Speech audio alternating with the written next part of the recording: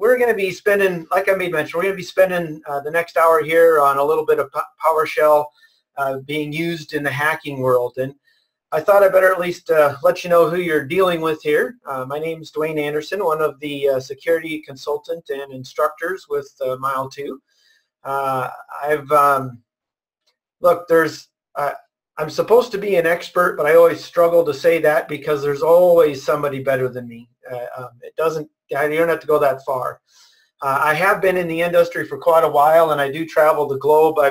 I've actually offered training and or consulting in 35 different countries around the globe, so I have quite a bit of global experience there. And I'm going to share a little bit about some of the experiences as we go through here, some of the things that I do see out there in the world. And I've worked with anything from large governments to banks to small businesses. So I've got a wide range of everything in between.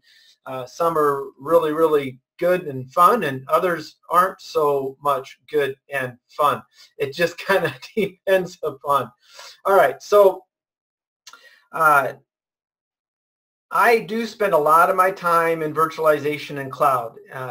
Now, why does that matter? Well, it doesn't matter a whole lot other than the fact that I just wanted you guys to know that a fair bit of my experience is going to be off of virtual machines, good, bad, or otherwise. So we're all good there.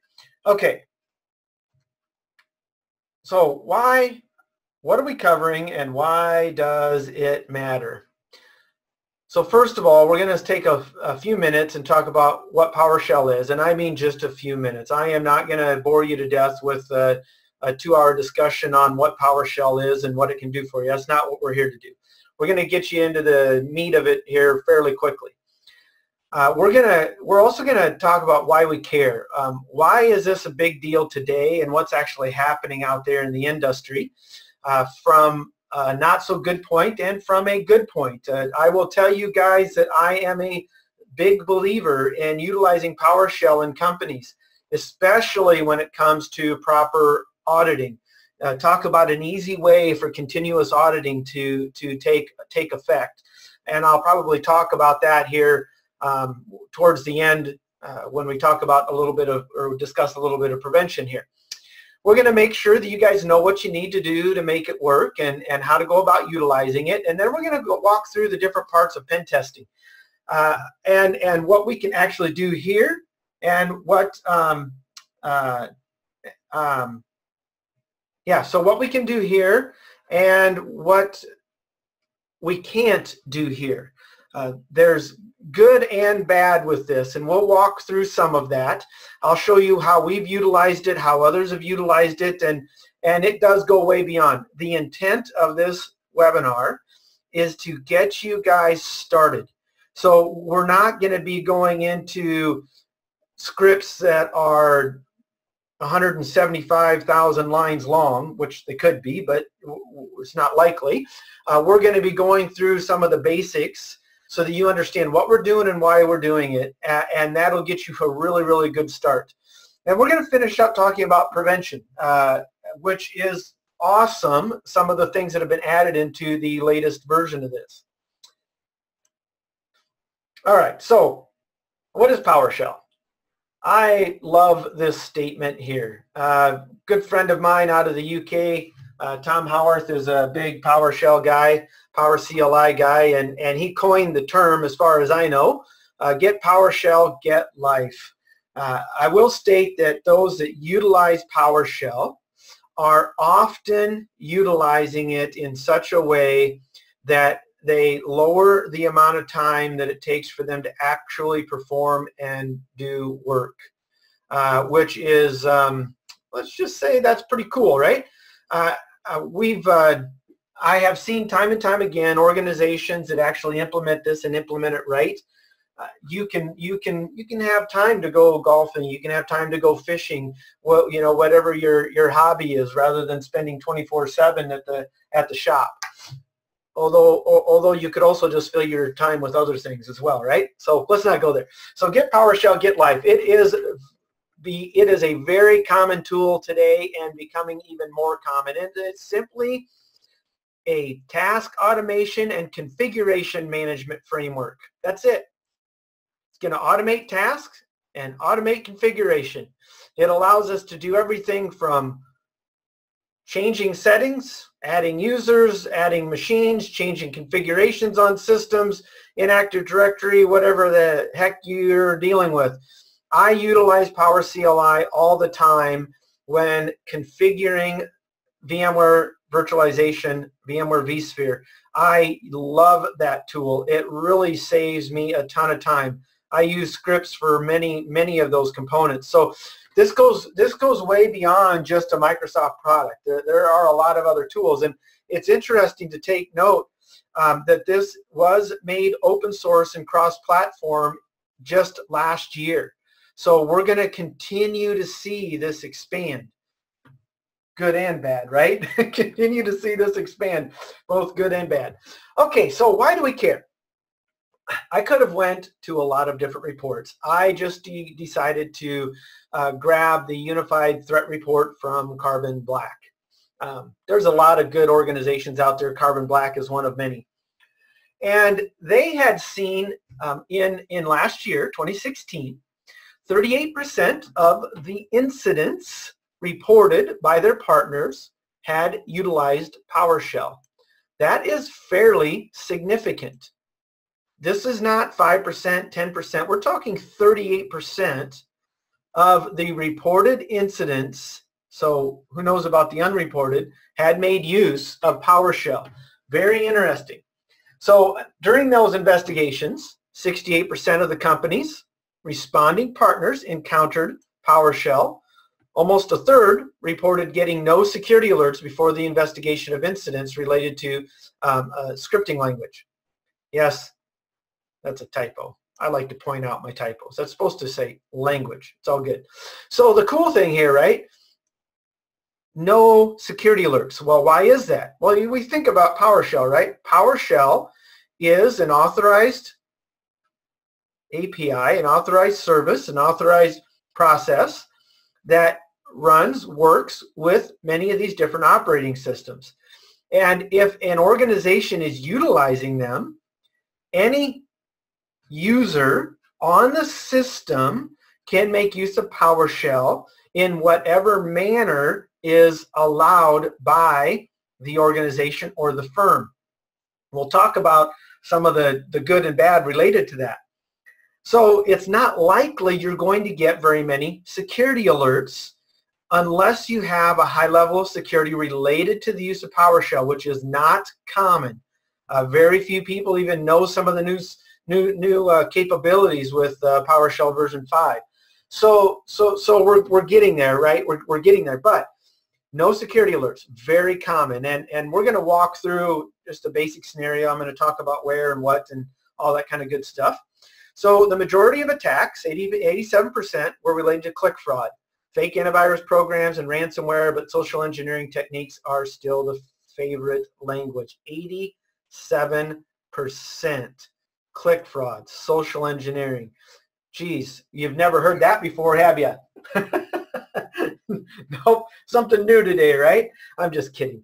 So again, common items related to these attacks. And so once we get on a system, regardless of the user's privileges, if PowerShell is being used in the environment, the user will be able to utilize it. So keep that in mind, okay?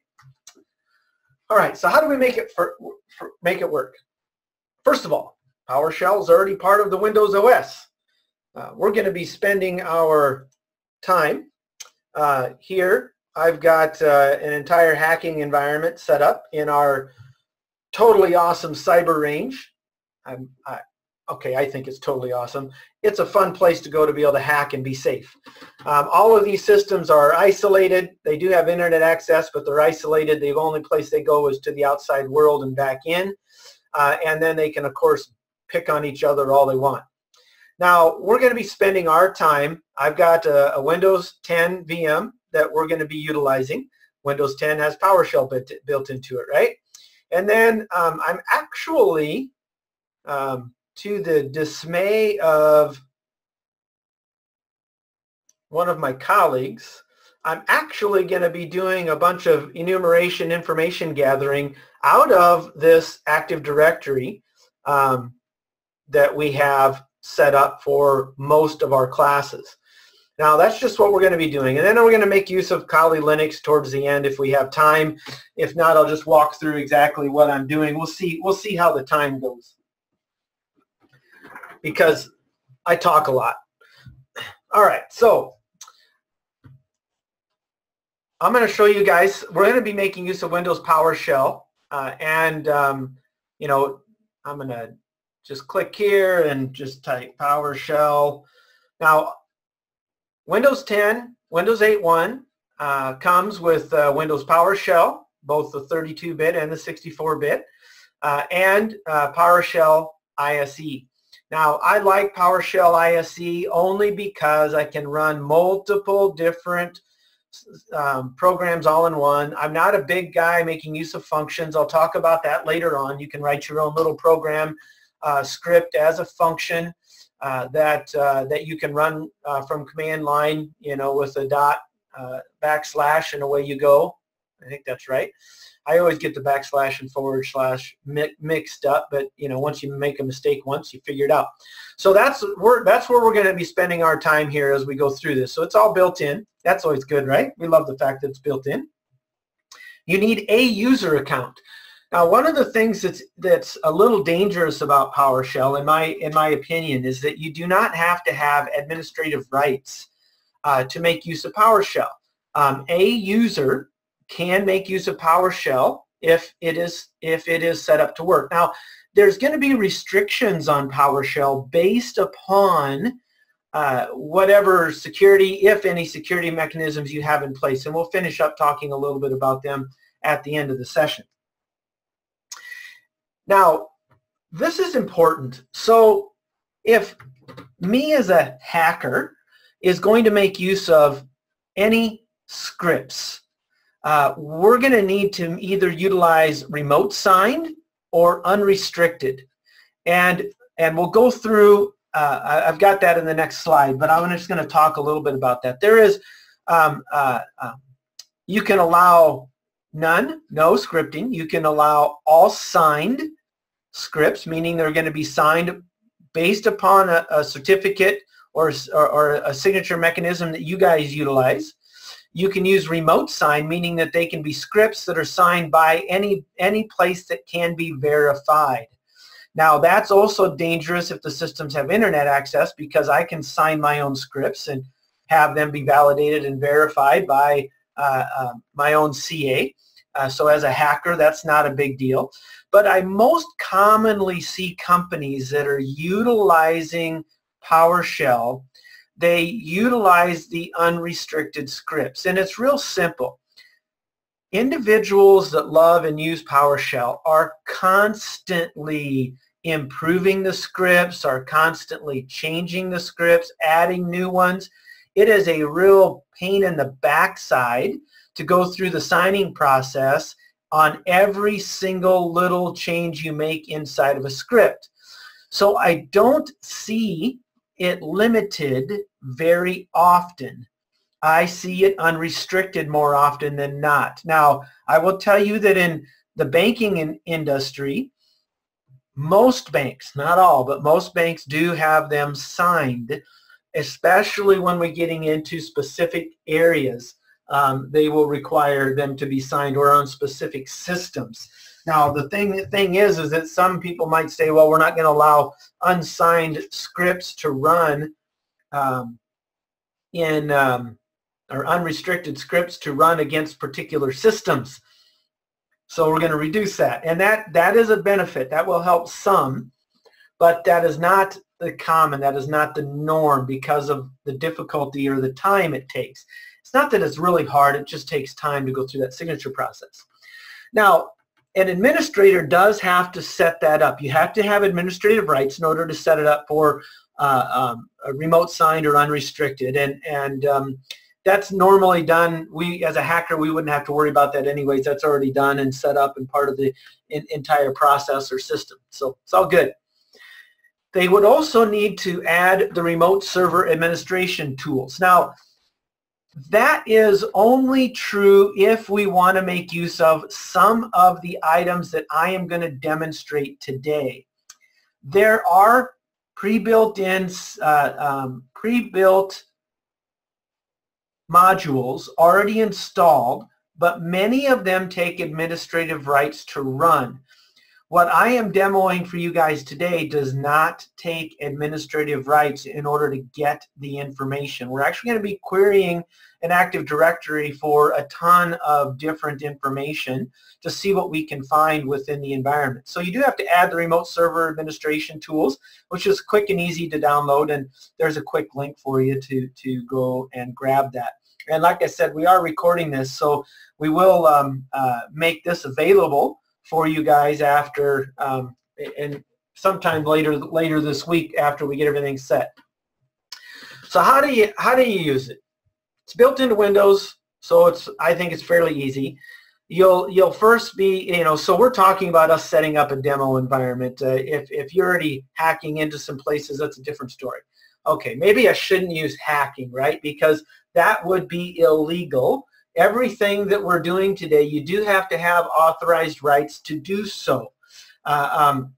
Some of the first components are fine because it would be, if you're an admin, you're not doing anything illegal in these first components that we're going to walk through. Now, when we start putting a reverse shell on or something of that nature, well, that's a different story. So you log in as an admin, or you fire up PowerShell with administrative rights, and then you just simply type set execution policy unrestricted. Now, I've already done that. Not going to go through that again, but that's all you need to do. And that is fairly easy, simple, and, well, common, all right? Fairly common. Then we download and install the RSAT, and it's a simple download. You double-click on it, installs. Now we're ready to go, and we can move on. Now, normally these items are installed on a bunch of different systems out here. Now, I will also tell you that this scenario assumes one of two things. You have either social engineered your way onto a box already, and we'll walk through some of those components later on, or you have or you are an employee with general user rights on the inside, and you've got a grudge, so you're wanting to do some damage to the company, or maybe you're a salesman and you want access to certain data that you can't get access to before you leave, or maybe you were a victim of a client-side attack utilizing clickjacking of some type, right? So there's a lot of different options out there, but we are going to need, because this is, you're not gonna run PowerShell from home to a system that you don't have access to. That's obviously not going to happen. So we're talking about inside of an organization first. You got to be inside the organization first. And then we need to understand some scripting variables, and we're going to go through some of them here in a moment. So we're going to walk through different parts of the pen testing here. So first of all, can we do information gathering? Well, yeah, but for what we're doing, it's an absolute waste of time. We don't need to mess with it, okay? We're just going to go right down to enumeration. We don't need to do scanning. We don't need to reach out and touch the system, because as a general user, you have rights to query Active Directory. And you can query Active Directory for a ton of information. That is what is really cool. So we're going to be spending our time on enumeration. We're going to demo a simple attack that, as an insider, is actually pretty darn easy to do. And we'll discuss leaving a backdoor. If I get to demoing it, we will. Otherwise, I'll at least explain it. And we'll clear some event logs for the fun of it and all that kind of good stuff, right? So, are we having fun yet? So we're going to go through and do some enumeration. Now, first thing we have to understand is get statements. Get is just that. We are asking for information. We are querying something to gain a little bit of information. When it comes to Active Directory, any user can query the AD for said information. It's not quite the same when we're dealing with other systems that we may or may not have access to remotely. If we don't have rights to be on the box, we won't be able to query said box.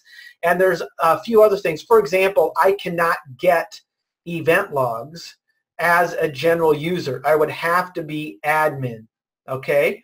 So the get statements are very important to us, and we're going to gather a ton of information to be able to demo what a simple attack that we've done inside systems multiple times and had fairly decent success as we're learning more about it. Okay?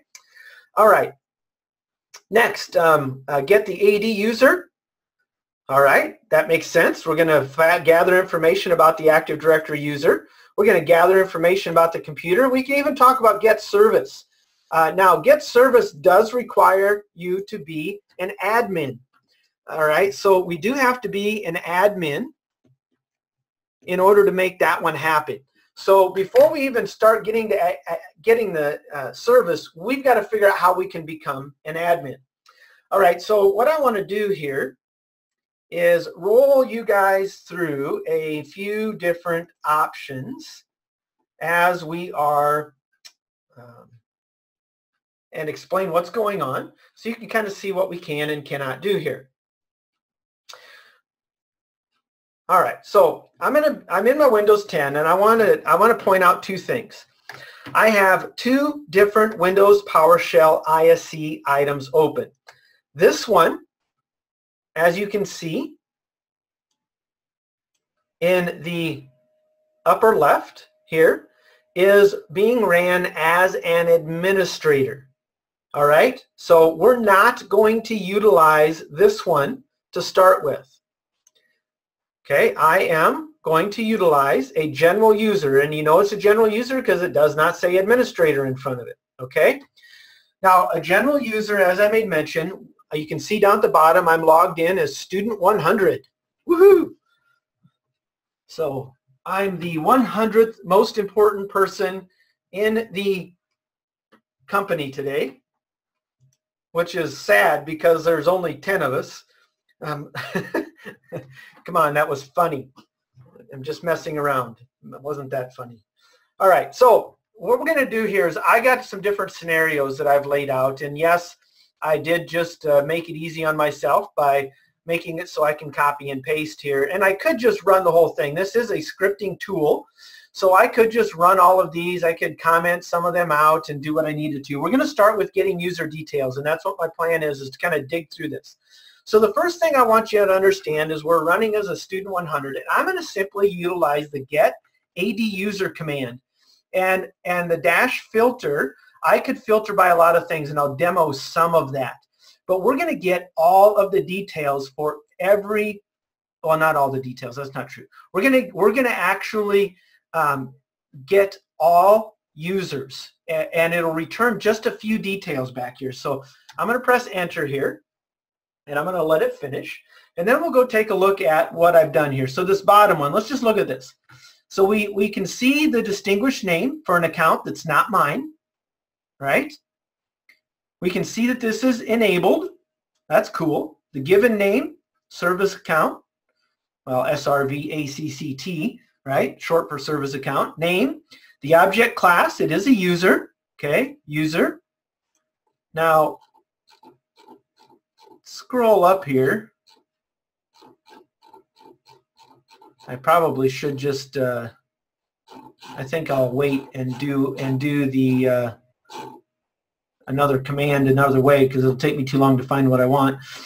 We got our object, we got our SAM account name, our SID, and don't have a surname there, and user principal name. All right, cool. That's pretty normal stuff. I think you could have guessed most of that just being part of the organization, right? That sounds pretty normal.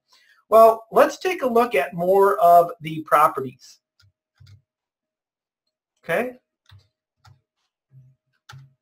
All right, so we're going to look at all of the properties here for student 25, and then we're going to see if we can take a look at the same for the administrator account, okay? there is some good information in this, and there are a ton of properties here. This is not just a one-stop shop and a small, quick item here. All right, so here's student 25.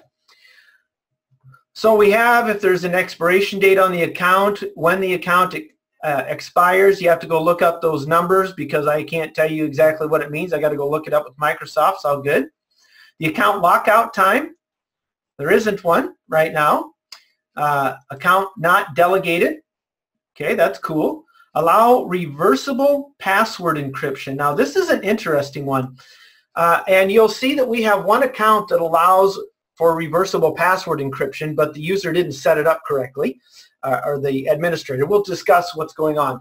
This one's an interesting one because this actually lowers your level of encryption. This makes it easier for us to brute force, makes it easier for us to crack the encryption utilized because it is reversible.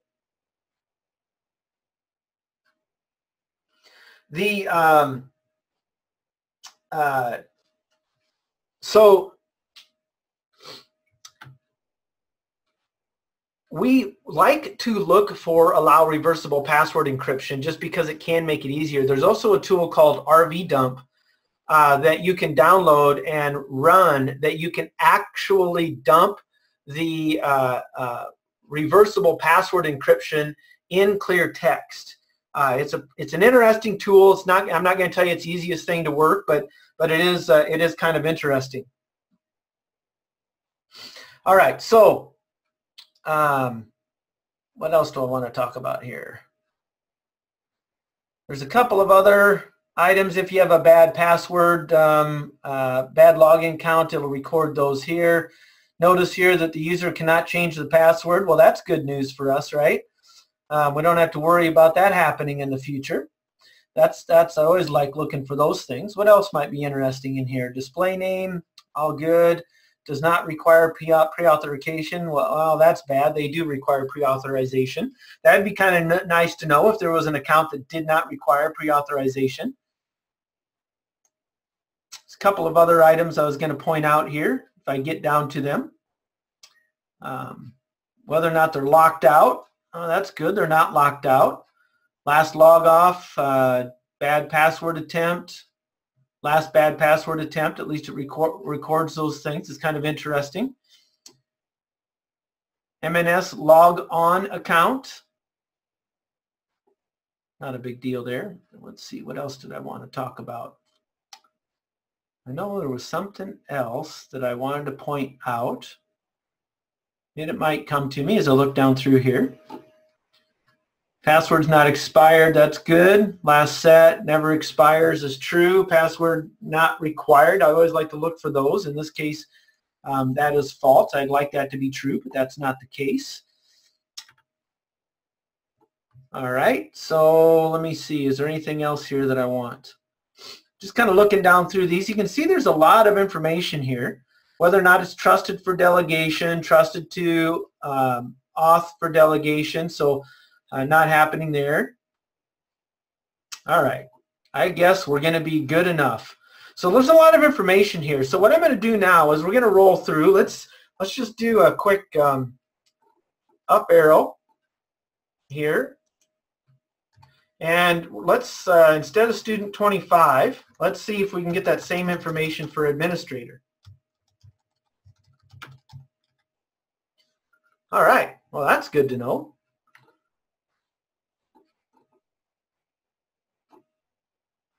User certificate, well, that might be useful. Yeah, you want to be able to do some certificate injection, fake yourself as the user. That might be very useful for us. Let me see here. So you can see it's all the same details as to what we had seen before, which is good, right? I know what I wanted to look for. Just looking to see if it's trusted for delegation. It is not. Now, we can also just do a simple one. Instead of getting all the properties, we can just get the basic items for the administrator here. So we can see that it's enabled. It's still a user, yeah? SAM account name. So what we're getting at here is that even though I'm a normal user, I just gathered quite a bit of information related to, related to those components. Now,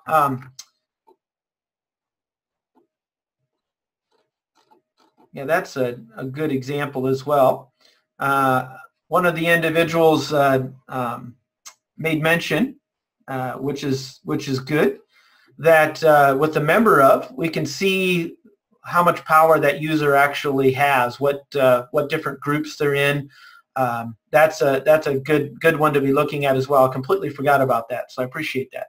It's good stuff here, right? A lot of good information that we can gather from this. So let's go down through here and just talk about what's happening on these next items. So to get AD user, we can use this filter command, and we can filter for any of the properties that were listed in that long list to make our job easier.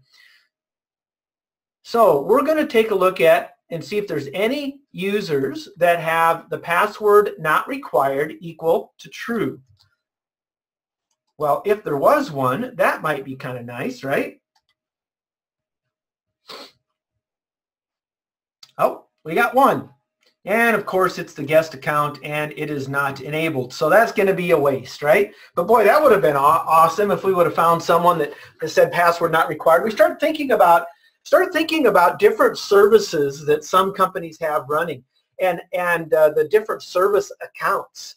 There are organizations that have service accounts that do not require a password due to the particular application that they have running. Usually they're a little older in nature, but it is the case and could possibly be the case. So we do want to look for that, and look how hard it was for me as a normal user to go find that particular system.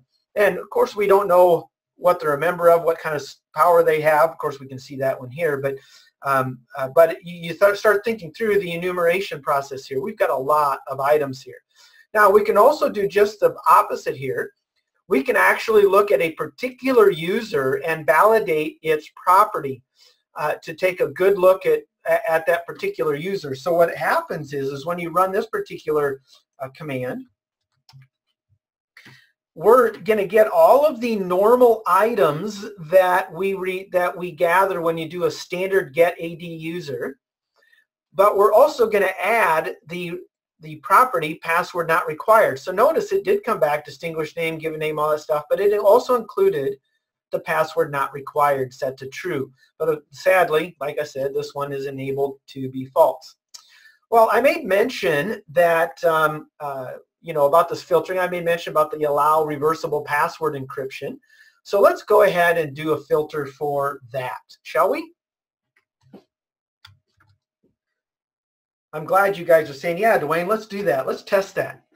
All right, so here you go. We just did a allow reversible password encryption, and there was one user, that service account, that has that actually set to true.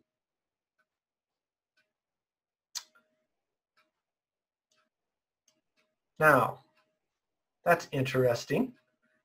Usually, oh, I just did a filter for it. Sorry, I did a filter for it. I was thinking about this bottom one here when it would actually pop that up. So that account must have the allow, because that's all we did is filter for it. So now I'm going to validate it utilizing this other one where we're actually searching for that particular property, and that's at the top, and that's set to true.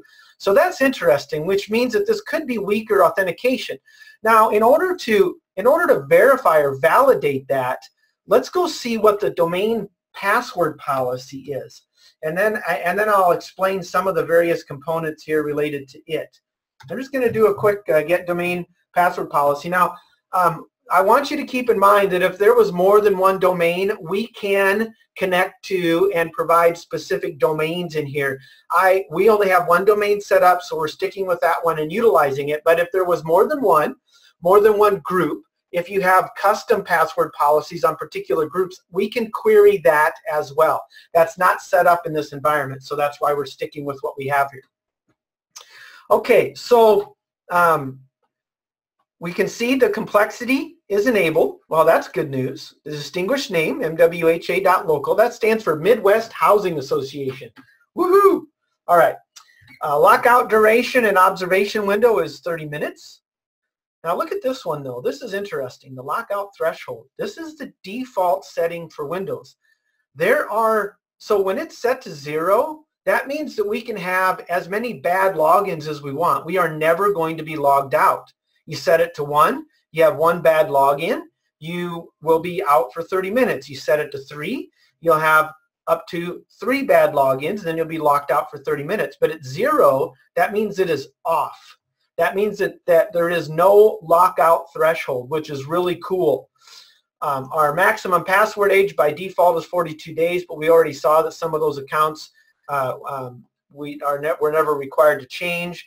Minimum password minimum password age is 7. The minimum password length is 7, but the age is 1 day. Object class, domain DNS, yay. We can password history count. They keep 24, but since we never changed it, it doesn't matter. But the bottom one, notice here, reversible encryption enabled. It is set to false. Now, in order for that user to actually work and function, he needs to fall under a password policy that would also be set to true. So usually when companies are making use of that, they will have a separate OU just for those users, and they'll have a custom domain password policy for that OU, for that organizational unit. And then that would be set to true, and then when you set the user to true, then it is saved. And I'm sharing that information because when you go to gather some passwords, when we go to enumerate some of these items, we could actually get that in clear text if it was set to allow reversible encryption, but that's not the case. So now, here is the key behind this, okay? Here is the key behind this. The reason that I think this is so dangerous is when we know the lockout threshold. This is important. Okay? Lockout threshold and lockout time. I want you to stop for a minute and we're going to walk through. I'm going to go to get some OS details, and we're going to walk through doing some dictionary attacks. But I want you to keep in mind, even if you had this set to 3, I am going to try 2 passwords, and I'm going to put a wait in my script, and I'm going to wait for 30 minutes. I'm going to try 2 more passwords. I'm going to wait for 30 minutes. I'm going to try 2 more. You see what I'm getting at? Regardless of what this is set at, we can run a script for a long time and try to guess the password. We know the password minimum password length, and if we have any idea about the organization and its people, the bigger the company, the more likely you're going to find some passwords, right? Just use the top 100 passwords. You will find somebody utilizing them. I can almost guarantee it. We do every time. So it's just kind of an interesting thought process behind what is happening out there and what can be done. So we're just going to walk through some of that. All right, so we've talked about getting the user details. Let's go take a look at the operating system. Now, in the operating system, they have get AD computer. And yes, we are communicating with the AD because some of the items that we would want to do specifically to a system does require administrative rights. So we're not going to go there. So let's take a look at get AD computer with our filter asterisk, just like we had done before. So there's a ton of computers in here. We'll just look at this bottom one because it's easy. All right, so we got the distinguished name. It is enabled. The host name. It is a computer. Nothing special there. Let's go see what else we can find out. So let's take any of these systems. I don't know what system I want. Let's do VRA-1, shall we?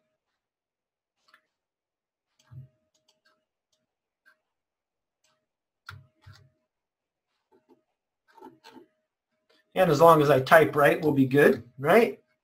Let's come over here and let's VRA-1. Remember, this is Windows, so it is not case sensitive. If we were working in Linux, it would be. So let's see what we find. So here's VRA-1, and this is all the information that is actually in the Active Directory. All right, so I'll scroll down here. There's a couple of things talking about enumeration yeah. All right, so cannot change password. Oh, that's good. We can change our password, our common name. Here's our, I can never say it. Anyways, that name. I don't know why I struggle to say that. Sometimes I can get it spit out and other times I can't. It's all good. Our distinguished name. It's all good. Well, look at this. We got an IP address. Hey, that's cool. So here's our IPv4 address. If we were making use of IPv6, that would be listed there as well. Obviously, we're not. Last login. Cool. Lockout, login. Object category. So here is our operating system. So this is a SLES operating system. This happens to be VRA-1. This happens to actually be a vCloud or a vRealize implementation. They're running on a SLES OS. The service pack is unknown. The operating system version is 11, so that's good to know. Primary group ID. Lots of good information here, don't you agree? We've got quite a bit of information. Now, let's just talk about hacking systems here and what we're going to want to look for. So this next item, I'm going to go ahead and first paste it in here, and then we'll talk through this. So we're going to gather every VM. We're going to gather every property. And then we're going to list this in a format. So that's a pipe command. We're going to pipe it to a format table. And we're pulling out the name, operating system service pack, and operating system version. And that is what we're going to take a look at. Scroll over here. And we're going to tell it to wrap and auto space so that we actually get to see everything. Because if you don't put the -auto in there, it'll cut it off at, I don't remember how many bytes it is, it'll cut it off and you won't be able to read everything. So we want to be able to read everything. So let's see what we can gather here. How hard is our information gathering today? Woohoo! All right, so there you go. We'll scroll up so you can see what it looks like from the top. Did I wake you guys up? Well, hopefully. Well, you better not be sleeping on me. All right, so, and as you can see, this is fun and time-consuming. We got a whole lot of systems here. So we've got our name, we've got our operating system. If the operating system service pack is listed, so this tells me that somebody, I'll blame myself on this one, has not updated our Active Directory since the original install. That's probably not a good thing. We don't have any service packs there. Operating system version 6.3 9600. Now that is really good information. Wouldn't you agree? Now if I'm working as an insider, gathering this information is fairly easy to give to someone that's more skilled.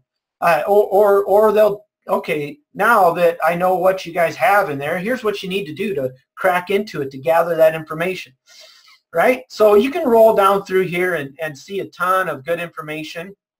MWHA, MPT. Oh, that was a interesting one. So we got a couple of multi-point server 2012 premium. That's kind of cool. Windows 7 Enterprise. Couple of SLES, there's some unknowns, so they couldn't, the ESXi hosts don't register the proper information, but that's interesting because it does say likewise open 6.2. Now that is interesting. So because I'm a virtualization guy, I know that that means that this is version 6 update 2 that's installed on that particular ESXi host. So that's kind of cool.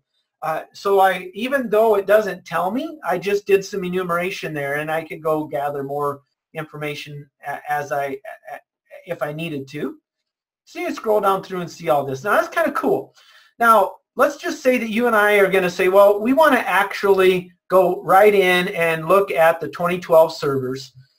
So what we're gonna do now is we're gonna simply do our filter for operating system equals to Windows Server 2012 R2 Data Center, and we're looking for properties, all of those properties that we had listed before, but we're only looking for that particular operating system. So there we go. Here's all those systems that have that unique operating system. Well, you know what? That's not quite enough because I need IP addresses.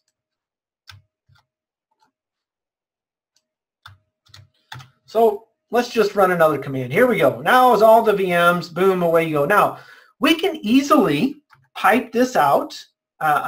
You can easily pipe this out to a file, right? So we could pipe this out to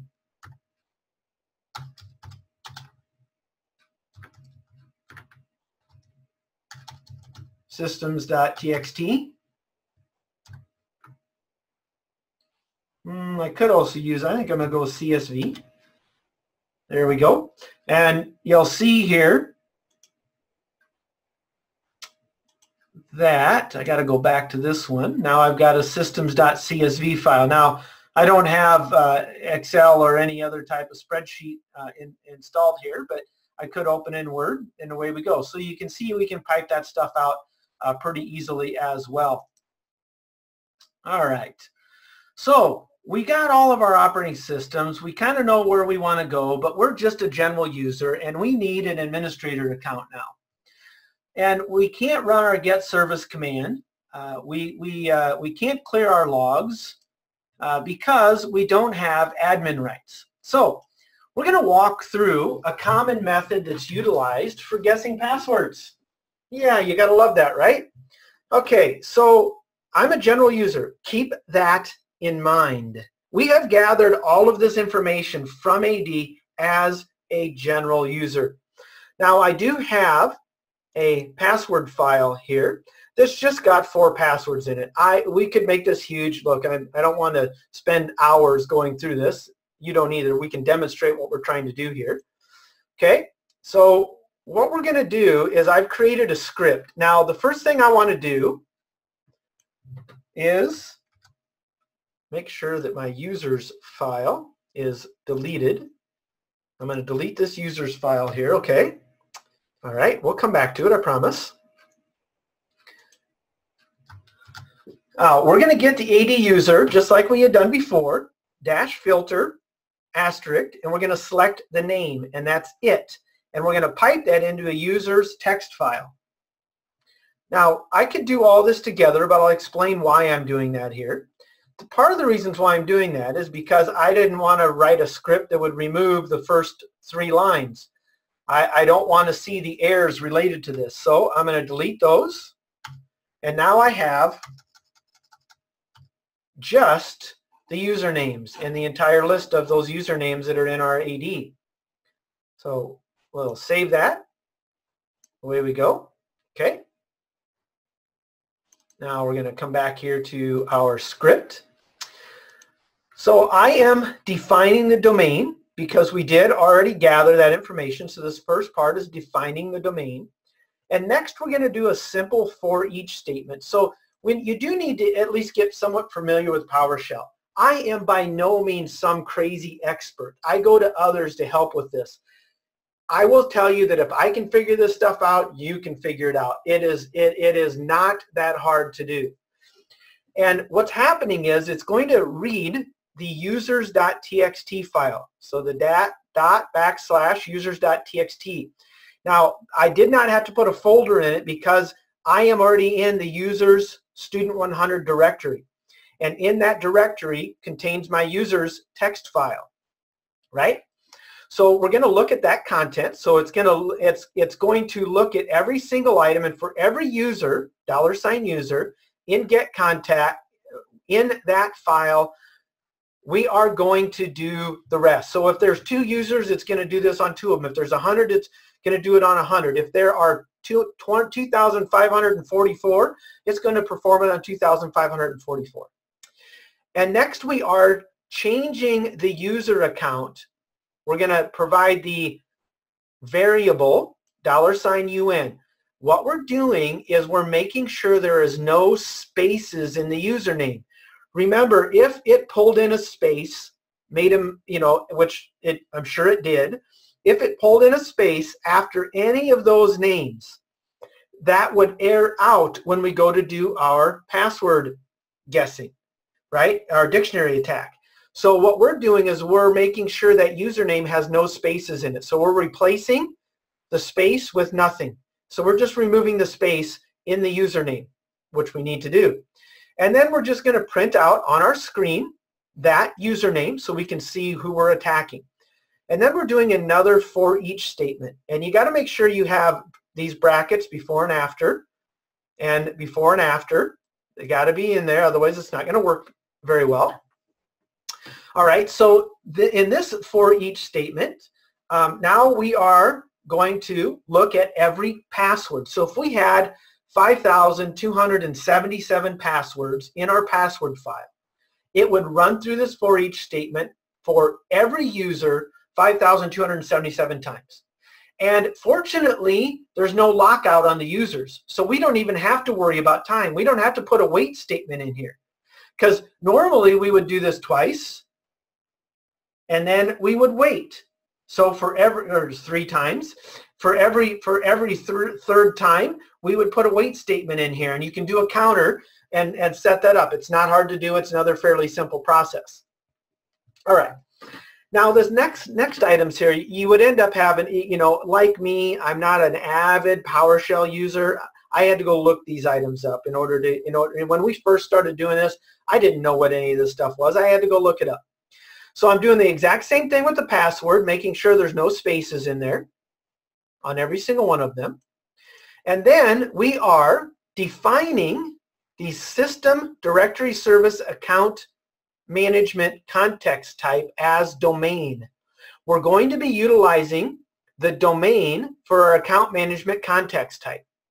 And then we're creating a new object within our Active Directory under account management, and we're utilizing a principal context format. Now, I'm not going to sit here and try to tell you all of the details, what's actually happening here. In the end, we're creating attempting to create a new object within our AD. Now, we're not going to actually finalize the creation of that, because before we actually finish the creation of the principal context, we're validating the passwords, but then we never actually create the new object. However, this is going to have a ton of logging if set up correctly. So I'm going to show you a secondary method utilizing some executables that are built into PowerShell that do not log near as many details and are easier to bypass loggers. All right, so hide yourself. And so now we're going to utilize, so we're creating a new object, create based upon $CT, so it's domain context type account management. And we're defining the domain, which is the MWHA. We have to have that as well. And then if and only if this equals true, so you're going to run the $PC yada yada yada, and which is going to be either a true or false. So the username and password is either going to be valid or it's not. And what I've done is I've created a simple if statement. If it's true, tell me it's true. Otherwise, don't do anything. That's all that I'm doing here, all right? So you got all that, right? Let's see what happens. And of course, we know what we're doing because we have it in our account, but just to show you here. So, woohoo, we're testing every single account with all of the passwords in our password file, and only those accounts that have the password, that we have the correct password, does it respond. So now we know all of the different accounts and the user accounts and passwords. And one of the ones that's interesting is this one here, the administrator account. We now know the admin account. Woohoo! Yes, this is a it's a pen testing environment, so of course it's an easy password. All I'm getting at is that if you know your people well enough, you can build a good dictionary file. There's a lot of good dictionary files out there. When you run this in an environment, it is very likely you're going to find some account passwords. Not all. Of course, you're not going to find all. You'll find some. The larger the environment, the more passwords you'll find. It's really interesting how positive this can work. And I just did all of this as a normal user. Now, isn't that cool? Woohoo! Now, and if you're not logging or monitoring everything that's going on within PowerShell, monitoring for that, you're not going to even know this is happening. All right, now another script for guessing passwords is utilizing the DS query, a domain services query executable that is built into PowerShell, built into the operating system, comes with the RSAT commands. And this is a slightly different way of gathering the information from Active Directory.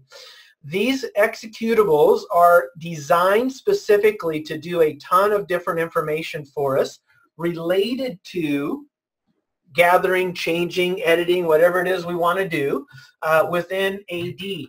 Now, this was actually designed before the AD commands I just demonstrated.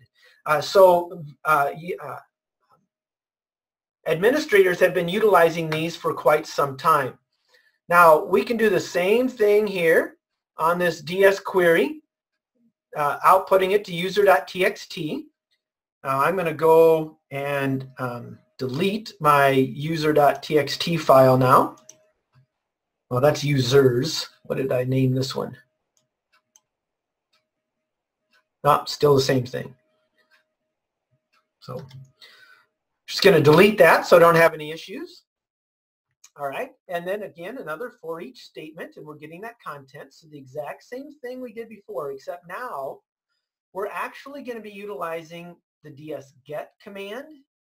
The dsget command is slightly different. So when,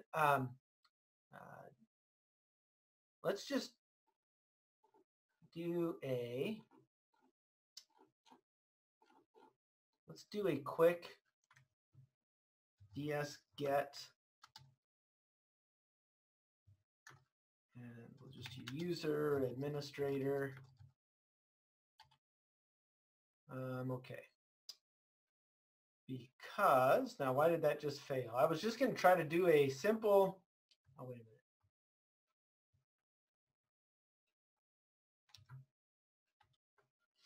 Still. Well, I don't have something quite right here. Don't you hate when that happens? Oh, I know. Need to tell it what I'm actually, did I type administrator right? Still don't have something right. Well, maybe I'll just run the command and make it show you. I went through all of this before and now my mind went blank on me. So typical components. Got the script run, did all of this ahead of time, one item at a time, and of course I'm going to have issues. The DS query is querying for the users on the local domain. And then we're going to utilize the dsget command for a specific user, gathering the SAM ID. I know what I'm doing. So DS query,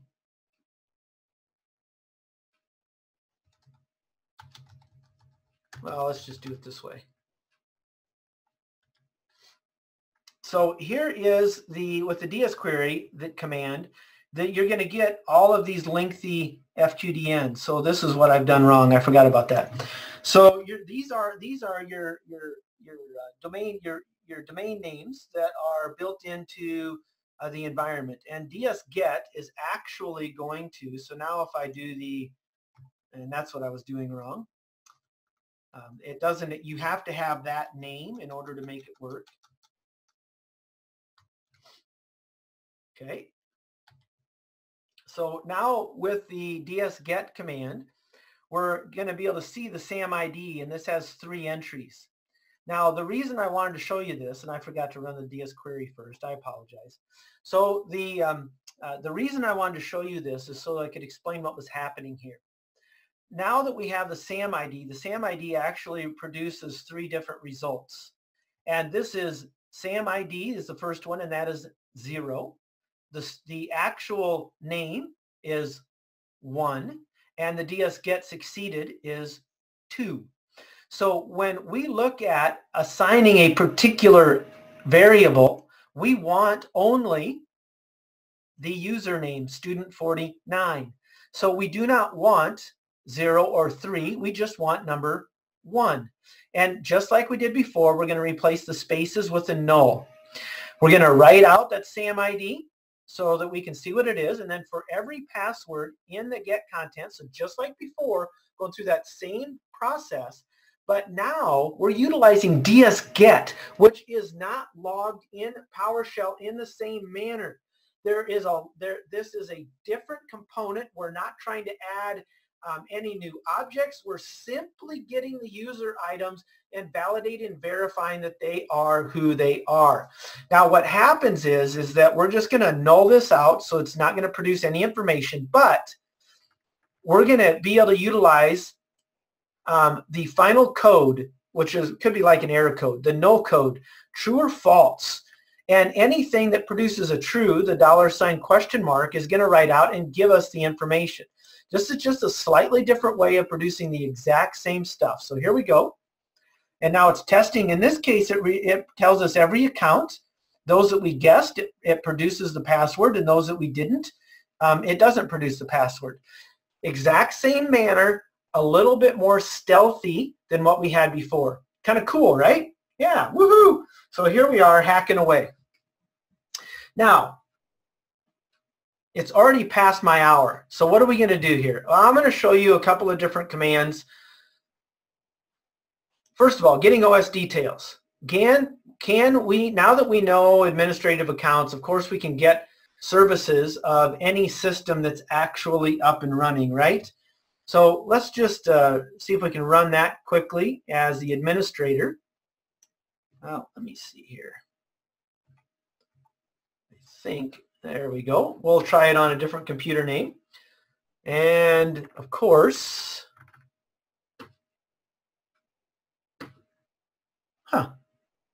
well, that's interesting. That computer might not. I just ran this. Not kidding. I just ran this a few hours ago to gather that those services as administrators. So that's interesting that we don't have that information.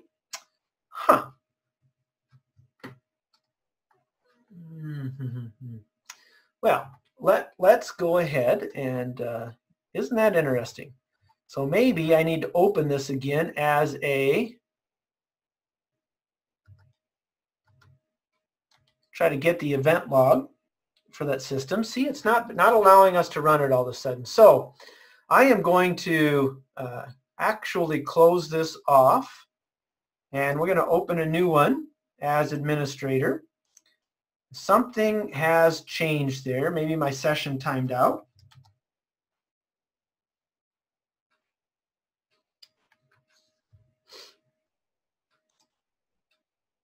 So we'll go ahead and do that, because remember, we do know the administrative username and password.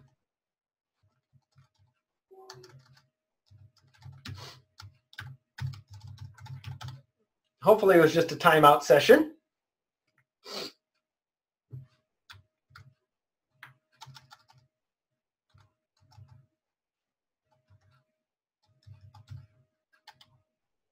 There we go. It was just a timeout issue. All right, so here we can see all of the services that are running on this particular system. I just wanted to show you that now that we have that, boom, we can get that information. We're querying directly that particular VM.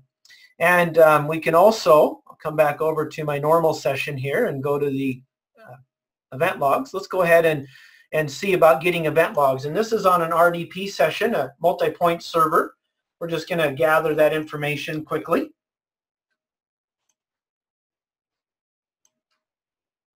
All right. And we're looking at the newest 10. So here's the newest 10 security logs that have been in there in that particular time. So we take a look at at the time frame here, June 27th, 10:04, 10:04, 10:03. So we've got that understanding. Now we're going to actually pull back and grab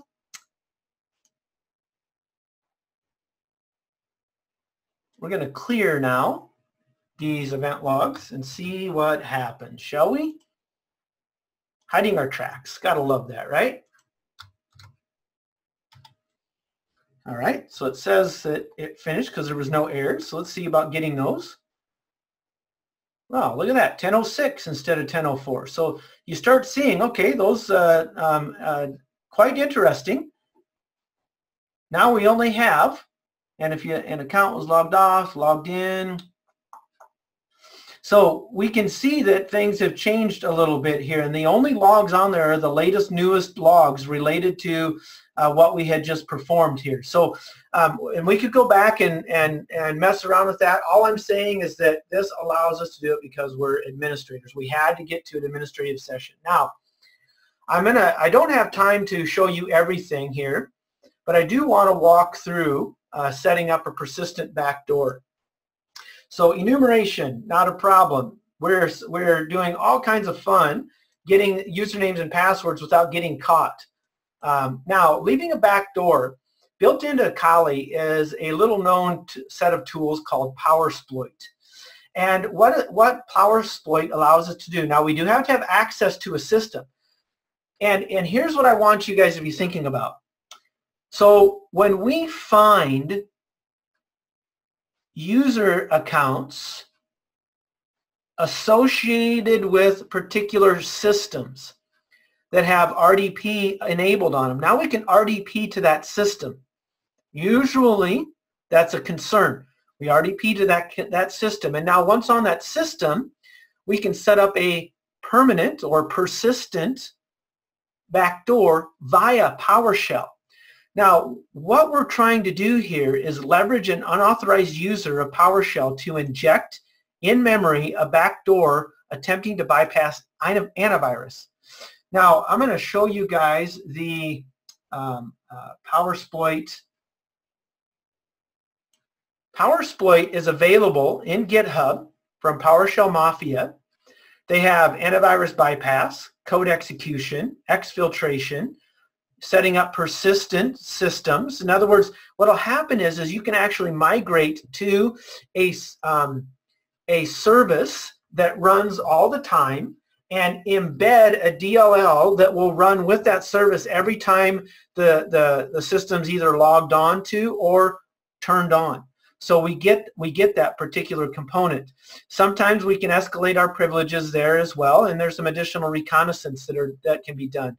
This is a really nice tool, and maybe in my next session, well, we do this actually in our class. So I was going to say maybe in the next session, but I'm planning on doing something else for the next session. But it's some good stuff here, and it's not hard to do. You use MSF Venom from Metasploit to create your package, upload it, download anything you need in memory. So we're running in memory, which can bypass antivirus. And we actually do antivirus bypass in our course, but I think in our next session, next month, we'll actually be doing an antivirus bypass session. So that's what we're going to try to do in our next session. We don't have the date or time yet. I'll get to that in a moment. Just be thinking, antivirus bypass is what's coming up. All right, so PowerShell Mafia with Powersploit, some good stuff. All right, so how do we did the covering tracks here. Prevention. Sign all your scripts with X509 certificates and set the execution policy to all signed. That will prevent most of this from happening. They would have to be able to sign with your same certificates in order to run. That's going to be much more difficult to do. Only have the remote administration tools on your Bastion host. Only set it up on the systems that need it, period. Now, PowerShell version 5 has the ability to do script block logging. We can have system-wide transcripts. Any PowerShell scripts, single codes that's ran will those transcripts will be logged, every single one of them. So everything I did, even though I was an authorized user, would be logged, so we can easily track down what the heck was going on. That's good. Now, they've also got something new where we can actually make use of App Locker to constrain the PowerShell usage. Now, this goes in even greater detail than utilizing signed scripts. That is a fairly new system as well, which is quite good. So here you go. Those of you that stayed on to the bitter end. Our next webinar, we're gonna be doing with doing antivirus bypass. Be on the lookout, because we do not have a date yet for that, but be on the lookout. So antivirus bypass, probably utilizing Metasploit, and maybe I might even throw in here PowerSploit for that as well. Now, for those of you in the next webinar that stay to the end, will be in the running for a free seat to any of our online classes.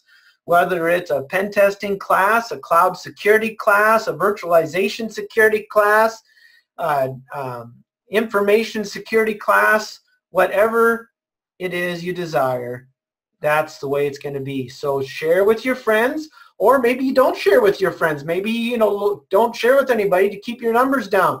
Or you tell your friends about it and tell them if they win, they have to give it to you because you shared the information with them.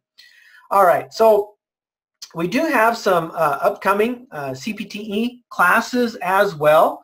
Lots of good information out here. And for those of you that might be interested, you can go to the Mile2 website for our pen testing engineer outline. Lots of good information here, what we do, what we don't do. Our public schedules, so these are the classes you'd be in the running for, online classes you'd be in the running for if you attend that next webinar. And so you just go to mile2.com/schedule and away you go here. And be on the lookout, the mile2.com/schedule/events. This is where you will find out about our next webinar. We will post that probably with sometime in the next week related to when the next webinar is going to be, and that's going to be on bypassing antivirus. So be aware of that. That's where you go to view that, mile2.com/schedule/events. And if you're already on our email list, you'll receive that information as well. Remember, in the hands-on classes, we endeavor to spend a lot of time with hands-on. You can't get good with penetration testing with security without doing the hands-on. I just went and showed you all of these little links here. So there they are for you guys. I want to say thank you for your time today. I appreciated it. This is recorded, so everything that we've done will be available via our website and or YouTube at a later time, so that you can go through, practice, spend time, get good at enumeration with PowerShell as a general user. See how many of your, if you're an administrator, see how many passwords you can guess with this particular system. Good stuff, right? All right. You enjoy your day. I'm signing off now. Have fun, and we'll catch you the next go around.